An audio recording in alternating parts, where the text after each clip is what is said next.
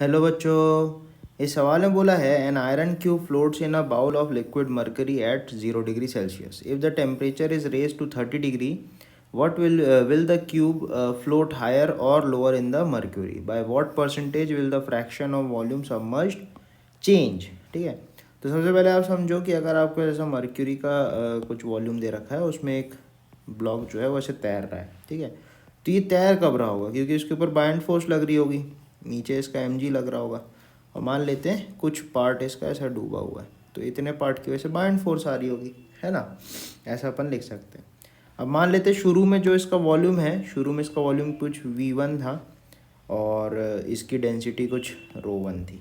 ठीक है, t बराबर 0 पे, तो अपन बोल सकते हैं कि बॉयंट फोर्स जो है वो mg के बराबर है शुरू में जब वो तैर रहा है। तो अपन लिख देंगे density of liquid ρ1 into v1 into g, जितना ही वॉल्यूम सबमर्ज्ड है। ठीक है, वॉल्यूम सबमर्ज्ड v1 मैंने लिया है, बराबर m इंटू जी।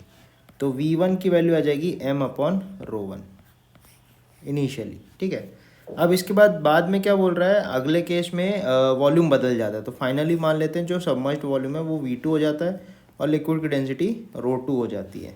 ठीक है, तो फिर से अगर अपन यही बायंट वाली इक्वेशन बराबर mg को करें, तो इस इक्वेशन को अगर वापस से लिखें तो अपन को मिलेगा ρ2 इंटू v2 इंटू जी बराबर mg। तो v2 की वैल्यू जो है वो आएगी m अपॉन ρ2। तो अगर वॉल्यूम में फ्रैक्शनल चेंज अपन को पता करना है तो बेसिकली यहाँ पे देखो डेंसिटी का चेंज अपन को पता करना पड़ेगा। तो अपन को पता है डेंसिटी फाइनल को अपन लिख सकते हैं rho naught 1/1 plus gamma delta t, right. इस तरीके से अपन लिख सकते हैं। तो हम लिख सकते हैं ρ2 बराबर ρ1 1 प्लस 0.18 इंटू 10⁻³ इंटू 30, ऐसे लिख सकते हैं। ठीक है, तो यहाँ से आप देखोगे ρ2 जो है वो निकल के आएगी 0.9946 टाइम्स ρ1। तो ये काम की चीज़ अपन को मिली। ठीक है, अब यहाँ से जब अपन को वॉल्यूम का चेंज निकालना है, ठीक है, मतलब v2/v1 बेसिकली पता करना है, तो अपन लिख सकते हैं v2 बराबर m/ρ2 और v1 जो है अपने पास m/ρ1।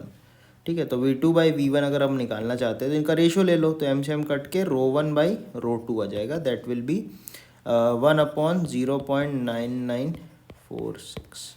तो v2 यहाँ v1 होगा, v2 बराबर v1/0.9946 हो जाएगा।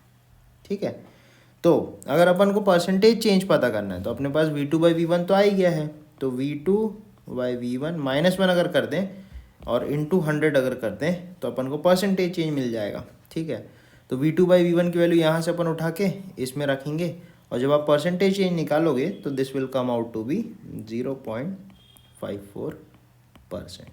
ठीक है, this is the correct answer for this question. Thank you बच्चों।